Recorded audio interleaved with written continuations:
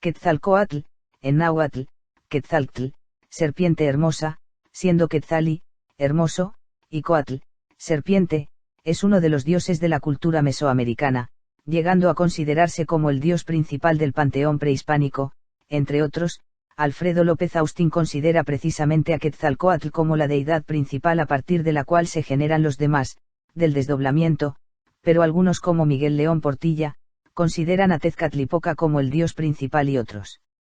consideran a los dioses que le dieron origen como los principales, surgiéndose como el dios de la vida, de la luz, de la sabiduría, de la fertilidad y del conocimiento, patrón del día y de los vientos, el regidor del oeste. Fue un rey y sacerdote tolteca de la legendaria ciudad de Tula. Se dice que era alto, blanco y tenía barba.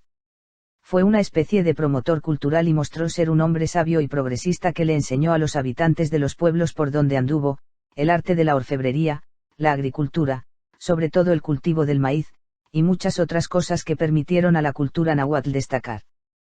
Prohibió los sacrificios humanos y tal vez por esto se ganó la antipatía de los adoradores de Tezcatlipoca, y son ellos, por medio de engaños, quienes hacen que se embriague y falte a su celibato. Debido a su terrible falta, Quetzalcóatl debe abdicar y partir exiliado, junto con sus discípulos, no sin antes haber prometido su regreso. La leyenda. Cuando el hombre blanco y barbudo conocido como Quetzalcóatl igual la serpiente emplumada que vuela con alas de una mariposa igual fue vencido por los adoradores de Tezcatlipocatl, salió de su ciudad, Tula, caminó por el altiplano y se despidió de sus discípulas las mariposas, como él las llamaba, en Papalotla, lugar de las mariposas, cerca de Texcoco. Siguió caminando y llegó hasta Coatepec, el cerro de las culebras, desde donde se domina el Citlaltepetl, cerro de la estrella, y arriba del cerro se despidió de sus discípulos, Coats, diciéndoles que de ahí en adelante tenía que seguir él solo, pero que volvería cuando el quinto sol se dejara ver en el horizonte. Y los discípulos le preguntaron, Señor, ¿y cómo vamos a saber nosotros que ese quinto sol llega y que tú vuelves? Entonces Quetzalcóatl le dijo, les voy a dejar una señal, y según cuenta la leyenda, Quetzalcóatl hizo unos ademanes mágicos y entonces brotó una erupción luminosa del Citlaltepetl, que subió al cielo y se unió a la estrella Citlalit, Venus, que se volvió más luminosa y les dijo, observen esa estrella, de hoy en adelante se llamará Tlahuizcalpantlecutli, o sea, Señor que anuncia la venida del sol. Posteriormente, se encaminó hacia Coatzacoalcos, donde desaparece la serpiente, en donde se subió a una barca y se alejó mar adentro hasta desaparecer, e inmediatamente surgió del mismo lugar donde había desaparecido, una estrella muy brillante, Venus, que ascendió cruzando los cielos, de oriente a poniente, y se posó exactamente arriba del Citlaltepetl, pico de Orizaba, en donde después de un rato desapareció como si se hubiera metido en el cráter del volcán, efecto óptico. Citlaltepetl, pico de Orizaba. Al planeta Venus, lo vemos por el oriente antes de que amanezca, cuando se hila antes que el sol, y lo vemos por el poniente al atardecer cuando se mete después que el sol. Si trazamos una línea imaginaria desde el Citlaltepetl, pico de Orizaba, hasta Coatzacoalcos, podemos ver que pasa por los siguientes lugares: Córdoba, las pirámides de Palmillas, la Piedra Móvil, el Cerro de las Mesas, la zona de los Tustlas, Catemaco, la Laguna de los Cerros y varios lugares más, todos ellos con importantes vestigios arqueológicos. Y desde todos estos lugares se puede apreciar al atardecer, como la estrella Venus, cuando va después del sol, se coloca por encima del Citlaltepec. Popularmente se cree que los mexicas tomaron por Quetzalcóatl a Hernán Cortés. Esta afirmación nace desde las primeras cartas de relación que Cortés preparó para ser entregadas al rey español Carlos V.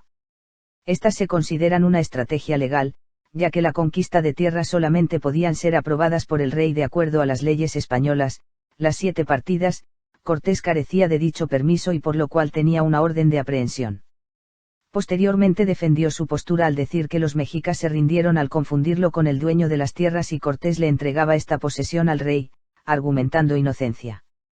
Durante la colonia, la ilegalidad de la conquista se fue olvidando y el mito de que los españoles fueron confundidos por Quetzalcóatl se fortaleció en parte por la aculturación oficial de los mexicas para reafirmar la jerarquía colonial.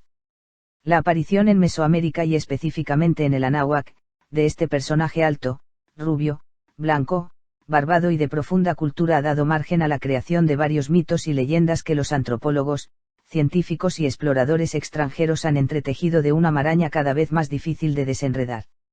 En la mitología tlahuica, tan confusa como la griega, se borda una historia con respecto a Quetzalcóatl, semejante a la del nacimiento del rey Salomón, pues se dice en los antiguos códices que Quetzalcóatl fue hijo de una mujer virgen llamada Chimalma y del rey dios Mixtocóatl, monarca de Toyán.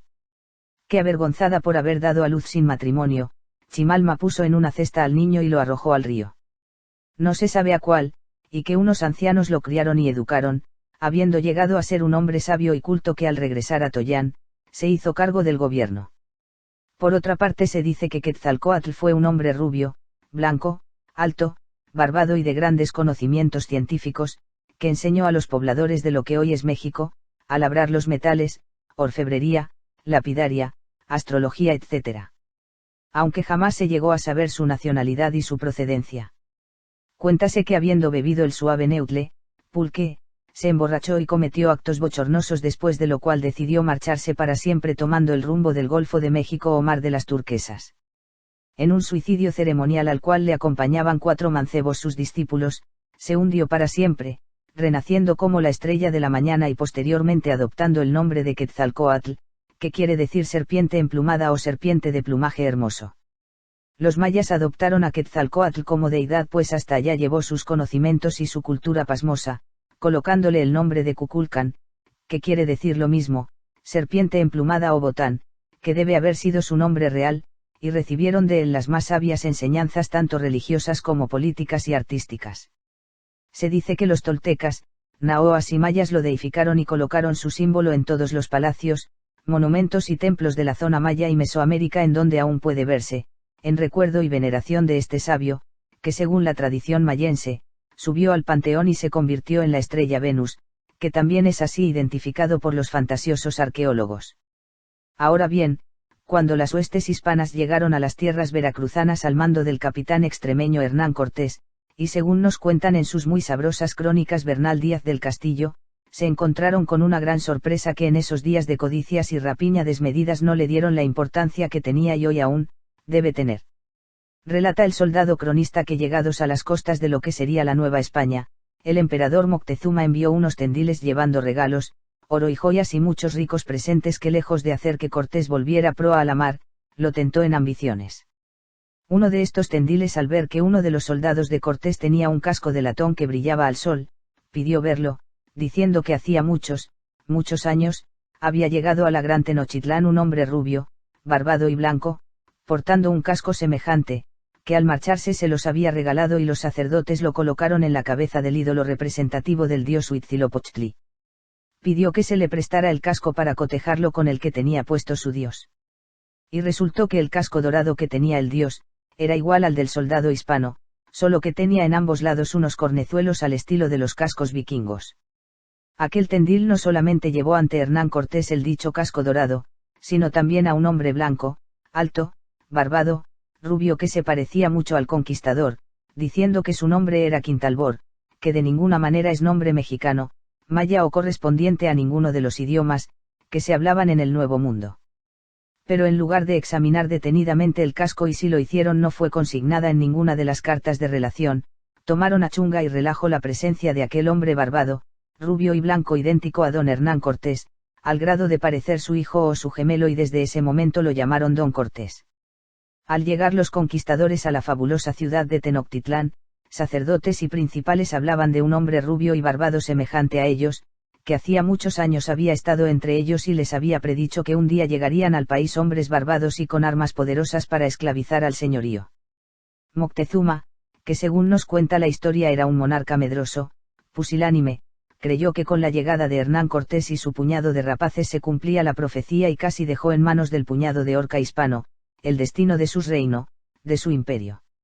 Ahora bien, es de suponerse que Quetzalcóatl no fue aquel misterioso hombre barbado, posiblemente nórdico, que dejó como recuerdo su casco de vikingo, ya que en ese entonces la Europa no poseía la cultura y los conocimientos numéricos y calendáricos que poseían los mayas, y el mito y la leyenda se entretejen en una urdimbre impenetrable, se confunden debido a los estudios antropológicos y arqueológicos hechos en una mayoría por extranjeros.